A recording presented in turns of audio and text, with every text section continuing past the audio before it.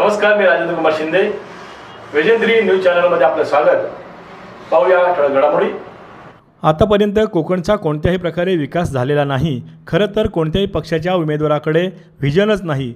आमच्या उमेदवाराकडे विकासाचे व्हिजन आहे. त्यामुळे या लोकसभा निवडणुकीमध्ये कोकण प्रादेशिक पक्षाचे अधिकृत उमेदवार शकील सावंत हेच निवडून येतील असा विश्वास पक्षाचे अध्यक्ष ॲडव्होकेट ओवेस पेचकर यांनी पत्रकार परिषदेत व्यक्त केला. यावेळी पक्षाचे उमेदवार शकील सावंत यांनीही इथले प्रश्न आणि समस्या मांडून कोकणच्या सर्वांगीण विकासासाठी आपण कटिबद्ध असल्याचे म्हटले. या पत्रकार परिषदेला ॲडव्होकेट हळदेही उपस्थित होते.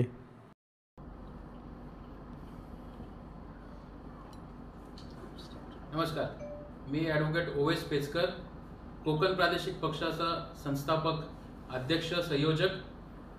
कोकण प्रादेशिक पक्ष हे आपण कोकणचा एक राजकीय प्लॅटफॉर्म तयार केलेला आहे. कोकणी माणसाचा आवाज बुलंद करायसाठी येत्या लोकसभेच्या इलेक्शनमध्ये आपण कोकण प्रादेशिक पक्षाचा रत्नागिरी सिंधुदुर्ग लोकसभा मतदारसंघाचा उमेदवार शकील सावंत यांची आपण जाहीर केलेली आहे उमेदवारी. कोकणी माणसाचा, कोकणकरांचा आवाज दिल्लीमध्ये संसदमध्ये आवाज बुलंद करायसाठी, याच्यासोबत येणाऱ्या पुढच्या आमदारकीच्या निवडणुकीमध्ये विधानसभामध्ये कोकणी माणसाचा आवाज बुलंद करण्यासाठी आपला हा राजकीय पक्ष आपण तयार केलेला आहे. आपल्या सर्वांना माहितीच आहे की कोकणावरती सातत्याने अन्याय होतोय. पश्चिम महाराष्ट्राचे नेते कोकणावरती सातत्याने त्यांनी कोकणाला विकायचंच काम केलेलं आहे आणि कोकणाचा विकास अजिबात करत नाही. आपण एक बाजूला बघा, मुंबई नागपूर समृद्धी महामार्ग अवघ्या 4 वर्षात 706 किलोमीटरचा महामार्ग पूर्ण होतोय आणि आपला मुंबई गोवा महामार्ग अवघ्या 14 वर्ष झाले पूर्ण व्हायचं नावच घेत नाही. हे असा आपल्या कोकणाचा डावलण्याचं काम हे पश्चिम महाराष्ट्राचे नेते करत आहेत. एका बाजूला आपल्या चिपळूणचा एक आपण मुद्दा बघूया की चिपळूणचा जो बस डेपो आहे तो 2017 साली डेव्हलपमेंटचा हायटेक बस डेपोसाठी त्यांनी जाहीर केलं आणि काम तसंच रखडला. रत्नागिरी बस डेपो तसंच रखडला. आणि तुम्ही पत्रकार म्हणून तुम्ही जावा, एकदा बारामतीला जाऊन बघा, बारामतीचा बस डेपो जाऊन बघा, एका एअरपोर्टला लाजवेल असा बस डेपो तयार केलेला आहे. मग आपल्या कोकणात का नाही? आपले प्रस्थापित नेते काय करतायत? काय फक्त पश्चिम महाराष्ट्राच्या नेत्यांची दलाली करतायत? हे खरं महत्त्वाचं आपण जनतेनं प्रश्न विचारण्याचा आहे. आणि आत्ताच ती वेळ आहे. लोकसभेचा इलेक्शन आहे. सर्व आपल्या दारीवर येतील मतदान मागायला, सांगतील आम्ही हे केलं ते केलं. आता मुंबई गोवा महामार्ग लवकरच प्रगती पथावर आहे. या वर्षभरात 2 वर्षात काम सुद्धा पूर्ण होईल.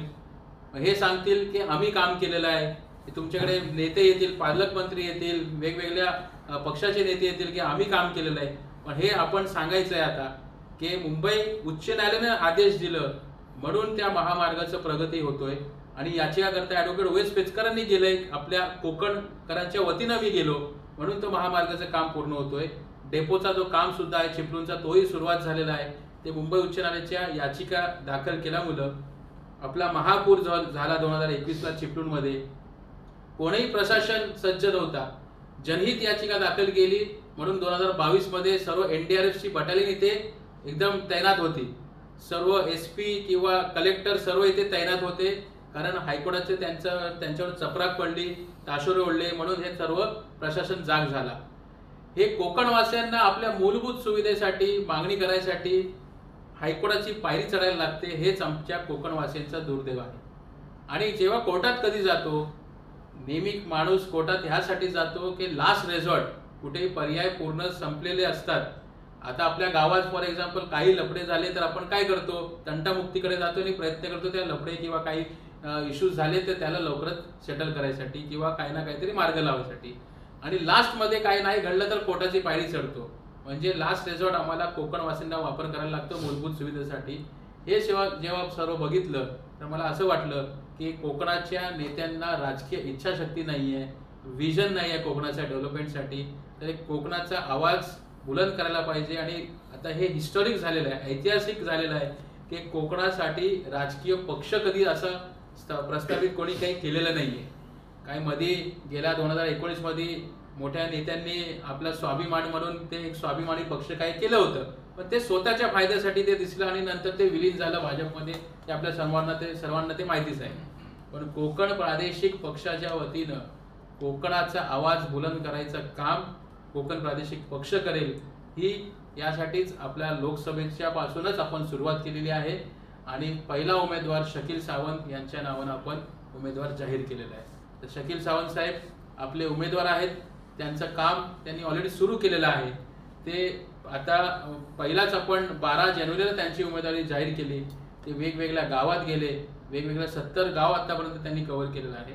आणि आता आम्ही चिपळूणमध्ये सुद्धा आम्ही येत्या आठवड्यापासून आम्ही प्रचार करतोय आणि चांगला प्रतिसाद जनतेचा भेटतोय.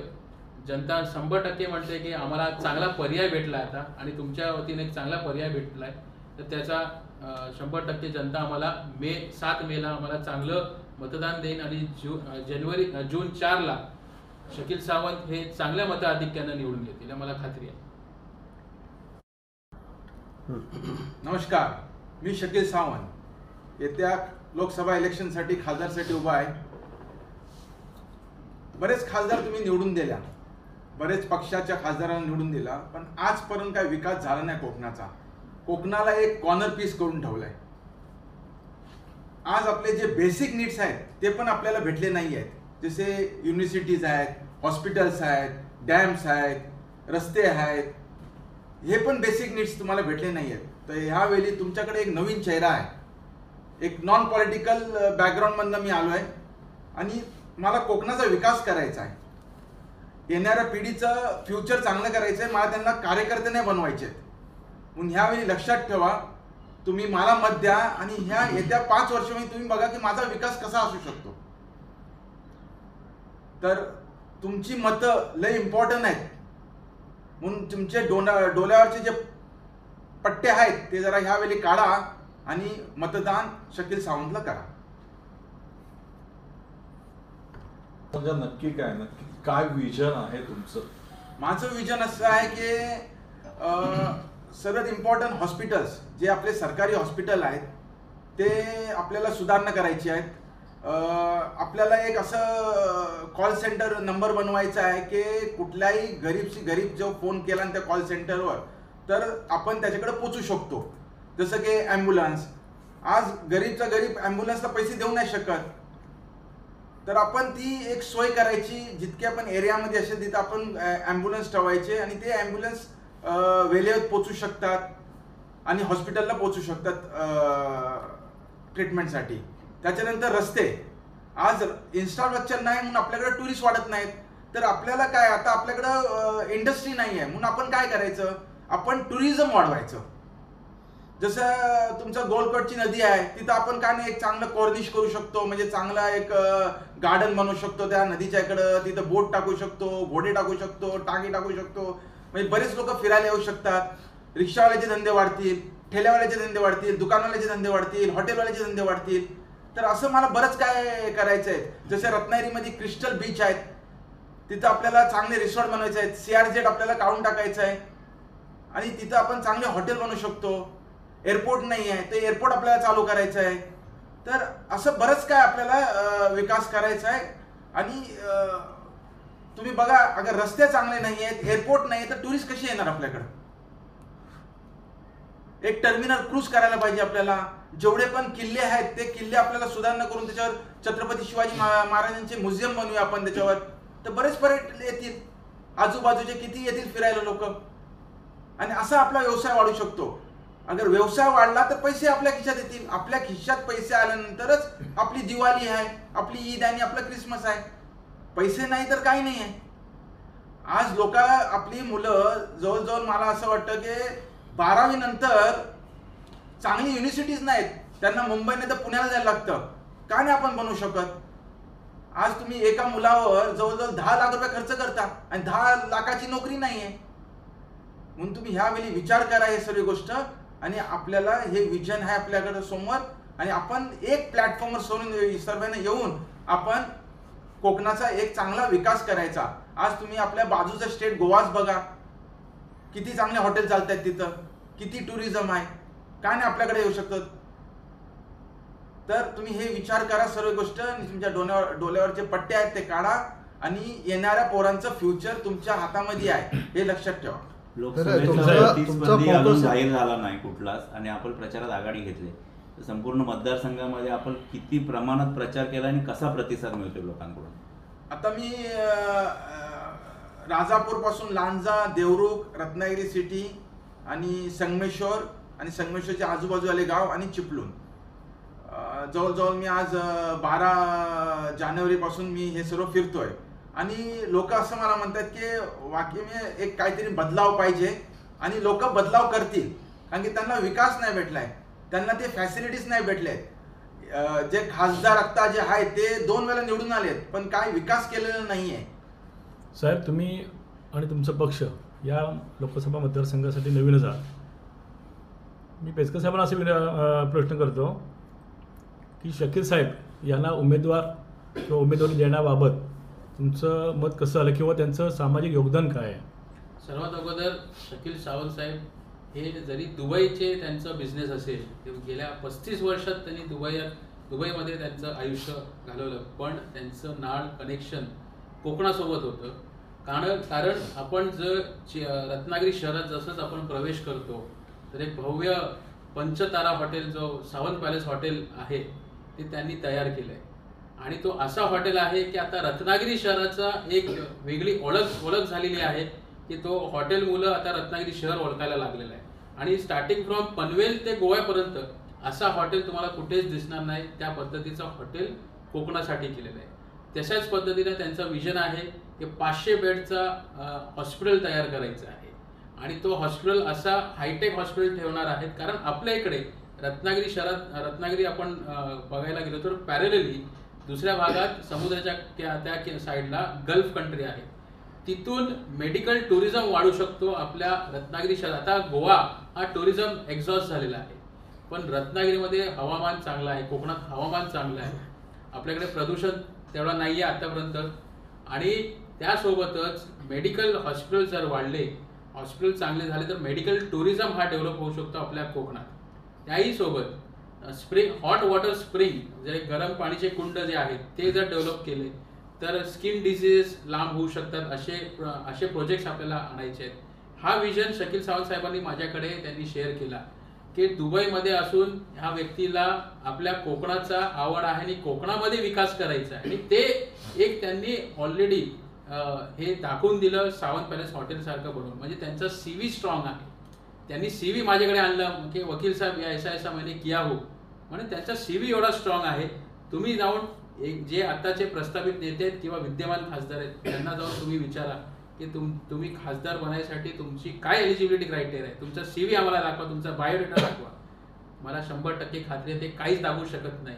कारण गेल्या 10 वर्ष ते त्यांचा काम होता. ते सर्वसामान्यांच्या वतीनं कोकणवासियांच्या वतीनं मी हायकोर्टात जाऊन याचिका दाखल करून मुंबई गोवा महामार्गासाठी आपली याचिका दाखल करून महामार्ग प्रगतीपदावर आणायचं काम केलेलं आहे. हे त्यांचं काम, विद्यमान खासदारांचं काम. त्यांनी आत्ताच्या अर्थसंकल्प असो, मला तर आता अर्थसंकल्प झालं, मला एकही असं दिसलं नाही की त्यांनी हाजरी लावली संसदेमध्ये जाऊन आणि प्रश्न विचारलं की माझ्या मतदारसंघासाठी तुम्ही रत्नागिरी सिंधुदुर्गसाठी किती पैसे दिले किंवा काय केले. मला फक्त इथे दिसत होते की उद्धव ठाकरे साहेबांच्या मागे फक्त पळत होते, या मतदारसंघ त्या मतदारसंघ. म्हणून मला वाटलं चिपळूणमध्ये जेव्हा आले तेव्हा त्या फ्लड लाईनच्या संदर्भात ते म्हणतायत ब्लू येल्लो लाईन. त्यांना हे ब्लू लाईन रेड लाईन हे पण माहिती नाही, ब्लू येल्लो लाईन म्हणायला भाषणामध्ये बोलत होते ते. म्हणजे त्यांना मूलभूत परिस्थिती जी काय आहे चिपळूणमध्ये तेही त्यांना माहिती नाहीये. तर हे आपले कसे खासदार तुम्ही निवडून देताय, हा प्रश्न तुम्ही पत्रकारांनी सुद्धा त्यांना विचारायला पाहिजे की तुम्हाला मूलभूत सुविधा ज्या आहेत, मूलभूत जे इश्यूज आहेत जी कोकणातले तेही तुम्हाला माहिती नाही आहे आणि त्यांना ती भीती आहे की कदाचित ते निवडून येणार नाहीत. त्यांना ते खात्री आहे म्हणून ते प्रचारासाठी उद्धव ठाकरेंच्या मागे लागलेले आहेत. म्हणून असा उमेदवार आपण दिला. आणि महायुतीचा मला माहित नाही त्यांच्या आपसातच काय भांडण आहे, शिवसेना शिंदे गटला भेटतोय की आपल्या भाजपला त्यांच्या भेटतोय ते त्यांनाही माहीत नाहीये. तर मला तेवढी खात्री आहे की जनताला पर्याय पाहिजे होता आणि शकील सावंत साहेबांच्या सारखा माणूस एक असा पर्याय आपण जनतेसमोर देतोय. जनता म्हणते की खरोखर तुम्ही चांगले व्यक्ती आहे, तुम्हाला विजन आहे आणि मला खात्री आहे त्यांचा CV स्ट्रॉंग आहे, हे निवडून सुद्धा येतील. एका बाजूला महायुतीचा उमेदवार असेल, एका बाजूला महाविकास आघाडीचा उमेदवार असेल, या दोघांमध्ये तुमचा उमेदवार आणि एकंदर आव्हान तुम्ही कसे पेलणार आहात? आता एक जनतेला मला एक सांगू इच्छितोय आपल्या वतीनं की आम्हाला आत्ता काही जनतेला आम्ही काहीच देऊ शकत नाही. आम्हाला जनतेकडून पाहिजे काय? जनतेचं मत. तुम्ही आम्हाला मतदान करा. येत्या 5 वर्षात, येत्या 10 वर्षात आम्ही दाखवून देऊ की आपले जे उमेदवार आहेत कशा पद्धतीनं रत्नागिरी सिंधुदुर्गचा विकास करतायत, कशा पद्धतीनं आपल्या रत्नागिरी सिंधुदुर्गला आघाडीवरती ठेवणार विकासामध्ये, आणि त्याच सोबत रत्नागिरी आणि चिपळूण शहराचा विकास करून एक चिपळूण रत्नागिरी शहराचा एक मॉडेल ठेवून पूर्ण कोकणात आम्ही पालघरपासून जाणार आणि चिपळूणचा मॉडेल ठेवून, विकासाचा मॉडेल ठेवून आम्ही जनतेसमोर जाणार आणि पालघरपासून कोकण प्रादेशिक पक्ष हे काम करणार. आणि त्याच्यानंतर तुम्ही सांगणार की आता जशी म्हणतात ना आपण की शिवसेनाचा बालेकिल्ला, येत्या 2-3 वर्षात कोकण प्रादेशिकचा बालेकिल्ला या नावानं कोकणाची ओळख होईल. पण आता तुम्ही बोलताना पालघरपासून सुरुवात करणार, मग आता ह्या निवडणुकीला फक्त रत्नागिरी आणि सिंधुदुर्ग पुरता तुमचा पक्ष मर्यादित आहे का? आम्ही जेव्हा पहिले जाहीर केलं होतं जानेवारी 5ला की 12चे 12 उमेदवार आम्ही देणार आहात, आणि जेव्हा पहिला उमेदवार जानेवारी 12ला आम्ही शकील सावंत साहेबांच्या नावानं आम्ही दिली, तेव्हा प्रस्थापित नेत्यांना कुठेतरी धोकाटुकी झाली किंवा त्यांना असं वाटलं की हा जो पक्ष आहे ते सुशिक्षित वर्ग, वकील आणि चांगल्या लोकांचा पक्ष दिसतोय, यांच्यामुळे कदाचित आमचा दुकान व्यवसाय बंद होईल, राजकीय व्यवसाय बंद होईल. म्हणून जे आमचा जो नोंदणीकृतचा प्रक्रिया होता निवडणूक आयोगाकडे, ते विलंब करायचं काम, काडी घालायचं काम प्रस्थापित नेत्यांनी केलेलं आहे. म्हणून त्याच्यामुळं आता जो आमचा नोंदणीकृतचा जो प्रक्रिया आहे तो कुठेतरी विलंब झालेला आहे. त्यासाठी आम्हाला असं वाटतंय की ठीक आहे, एक तर उमेदवार आम्ही दिलाच होता, इथे आम्ही मेहनत करू. रत्नागिरीमध्ये शकील सावंत साहेबांचं चांगलं ओळख आहे, चिपळूणमध्ये माझं आहे, मी आणि ते दोघेही मिळून सिंधुदुर्गमध्ये जाणार पॉझिटिव्हिटी घेऊन, आणि सिंधुदुर्गमध्ये सुद्धा आमचे लोक आहेत, आमची ओळख आहे तिकडे. त्या मदतीनं सिंधुदुर्गमध्ये सुद्धा आम्ही घेणार आणि रत्नागिरी सिंधुदुर्ग निवडून. रायगड आणि पनवेलसाठी उमेदवार असणार आहेत का तुमच्या आता ऍट प्रेझेंट आम्ही फक्त रायगड, रत्नागिरी, सिंधुदुर्ग. प्रस्थापित जे पक्ष आहे त्यांनी तुमच्या पक्षाचा किंवा तुमचा धसका घेतला असं तुम्हाला म्हणायचं का?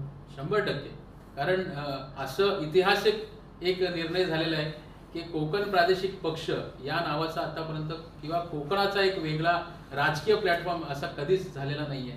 ते कोकण प्रादेशिक पक्षाच्या वतीनं झालेलं आहे. तर म्हणून एक खात्री आहे, कारण हे जेवढे पण पक्ष तुम्ही म्हणा, शिवसेना म्हणा, त्यांचे नेते मुंबईला बसलेले आहेत, त्यांना काही लेणे त्यांना कोकणाचं तेव्हाच आठवण येतो, तेव्हा जेव्हा मतदान घ्यायचंय तेव्हाच ठाकरे परिवाराला कोकणाची आठवण येते. आता शिंदे साहेब आहेत, त्यांना तर काहीच, फक्त घोषणाबाजी करतात. त्यांचे जे गुरु आहेत ते मुरुड जंजिराचे आहेत. मुरुड जंजिरा जाऊन जरा परिस्थितीत जाऊन बघा, साधे रस्ते पण बरोबर नाही आहेत. आणि शरद पवार गटाचे किंवा अजितदादा गट असो, हे बारामतीचे नेते आहेत. आणि भाजपचे म्हटले तर ते गुजरातचे, त्यांना काही लेणं देणं नाही आहे. काँग्रेसचे बघितले ते दिल्लीतले. हा एकच असा पक्ष, कोकण प्रादेशिक पक्षाचे संस्थापक अध्यक्ष आणि पूर्ण ऑफिशियल टीम, जसं ॲडव्होकेट वैभव हल्डे हे चिपळूणचे, शकील सावंत हे चिपळूणचे, CA नावेद मुला हे ट्रेझरर आहेत, हे जयगडचे आहेत. म्हणजे आम्ही सर्व कोकणातलेच आहोत. जरी तुम्हाला आज जर तुम्ही आम्हाला निवडून देता उद्या, तर आम्ही सर्व इथेच असणार आहे. काही प्रॉब्लेम असला तर तुम्ही आमच्याकडे डायरेक्ट येऊ शकता, आम्ही काही लांबचे नाही आहोत, म्हणून आम्ही जवळचे आहोत, हे मला जनतेला सांगायचं. आपण एक गृहीत धरूया की तुमचा उमेदवार निवडून आला तरी सुद्धा संपूर्णपणे तुमचा एकच खासदार असेल, तर एक खासदार संपूर्ण मतदारसंघाचा विकास करू शकेल का? एका खासदारावर अशा खूप जागेवरती एकच खासदार आहेत. वेगवेगळ्या पक्षाचं तुम्ही बघायला गेलं तर नवनीत राणा कुठे ना कुठेतरी कोणाला नाही कोणाला तरी सहयोग देत असतात. तुम्ही तसं करणार का? ते तेव्हा वेळ जेव्हा येईल तेव्हा ठरवू, कोण सत्ता बनवतोय, कोण नाही बनवतोय. त्या टायमाचा वेळ असेल तेव्हा तुम्ही मला प्रश्न विचारा, तेव्हा उत्तर भेटेल. एक कोकण राज्य वेगळं करण्याचं तुमचा अजेंडा आहे का? आता ऍट प्रेझेंट तर मला वाटतोय कोकणावर सातत्याने अन्याय होतोय, आणि या जर अन्याय असंच होत राहील तर आम्ही जनतेसमोर जाऊ, जनतेला विचारू. जनता जर आम्हाला सपोर्ट करेल तर 100% येत्या 3-4 वर्षात जर आमच्यावर कोकणावर असंच अन्याय चालत राहील तर वेगळ्या राज्याची मागणी करायला काही हरकत नाही. साहेब, तुम्हाला प्रचारात जनतेच्या कोणत्या समस्या अशा जाणवतात, लोक सांगतात तुम्हाला, सांगा. आता ॲट प्रेझेंट सर्वात महत्त्वाचा चिपळूणमध्ये जो पाणीचा प्रश्न एवढा ज्वलंतर आहे. आपला कोलकेवाडी धरणातून पाणी वाया जातोय आणि ते दाभोळ खाडीतून जाऊन समुद्रात मिळतोय. चांगला पाणी वाया जातोय. त्या संदर्भात ॲडव्होकेट वैभव हलडे यांनी पूर्ण RTI खाली माहिती काढलेली आहे. त्या संदर्भात ॲडव्होकेट वैभव हलडे चांगलं तुम्हाला सांगू शकतील. तो महत्त्वाचा चिपळूणचा विषय आहे. तो मुद्दा वेगळाच तो विषय आहे. वेगळा. तो वेगळा. तो आता प्रश्न माझा लोकसभेत असा आहे की एकीकडं धार्मिक राजकारण आहे की धर्माच्या नावावरती मतं मागितली जातात आणि तुम्ही म्हणता की कोकणाच्या विकासाच्या नावावरती मतं घेऊ. काय वाटतं, लोक विकासाला मत देतील की धर्माला मत देतील? तुम्हाला सांगतो की कोकण हा असा भाग आहे, मी तुम्हाला सांगतो की कोकणी माणूस कधीच जातपात धर्मामध्ये वाटलेला नाही आहे. आपली संस्कृती वेगळी आहे. शाहीदभाई, तुम्ही स्वतः एवढे फेमस शाहीर आहात. आज पण आम्ही गेलो होतो शिरगावमध्ये. आम्ही पालखीला तिथे जाऊन तिथे देवीचं आम्ही दर्शन घेतलं. त्यासोबत आम्ही आकुसखान बाबाची दर्गाला गेलो. आणि आपल्या कोकणात हिंदू मुसलमान हे कधीच विषय नाही. हा राजकारण हा एक मोठा किडा आहे कोकणात. म्हणून जसं जहर को मारतात तसंच राजकारणाच्या माध्यमातून आम्ही या राजकारणाला संपवणार आणि कोकणाचा विकास करणार. हे मी तुम्हाला सांगू इच्छितो की कोकणी माणूस मोस्ट सिव्हिलाइज्ड आणि सेक्युलर माइंडेड आहे. हे मी प्रमाणपत्र देऊ शकतो, कारण मी देशाच्या 23 राज्यात काम करणारा वकील आहे. मी देशाच्या इतर भागात बघितलं. मला अभिमान आहे की मी कोकणास्थ आहे आणि कोकणात आपल्या जातपात धर्म अजिबात नाही आहे. आणि एक वेगळा आपण इन्स्पिरेशन देशाच्या लेवलवरती घेऊन जाऊ. कोकणची संस्कृती दाखवू की कोकण कसा वेगळा आहे इतर देशाच्या अजेंडावरच्या प्रमाणे. बातम्यांचा ओघ असंच चालू राहील. पाहत राहा विजेंद्री न्यूज चॅनल. धन्यवाद.